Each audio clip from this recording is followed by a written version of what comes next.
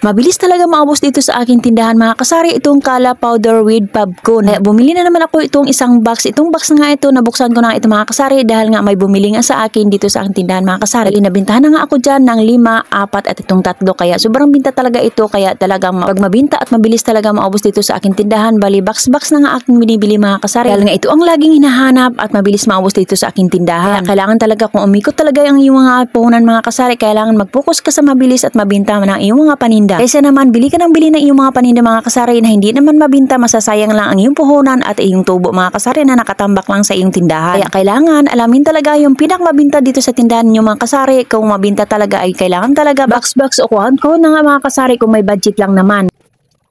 Kapag negosyante ka, ikot-ikot lang talaga ang gawain ng tindera dito sa kanyang tindahan mga kasari. Dahil kapag wala ka talagang tiyaga at haba ng pasensya ay talagang walang mangyayari sa tindahan mo, lalong-lalo na sa ganitong paraan mga kasari. Paulit-ulit at paikot-ikot lang yung gawain araw-araw dito sa tindahan. Kaya kung gusto mo magnegosyo, ihanda mo ang sarili mo, kailangan mo ng haba ng pasensya, lalong-lalo na sa tulad ditong gawain mga kasari araw-araw sa pag-aayos at pag-display ng mga paninda. Dahil nga pag gusto mo talagang kumita, syempre kailangan mo talagang magsipag sa mga paninda mo mga kasari, lalong-lalo na pagdating dito sa tindahan.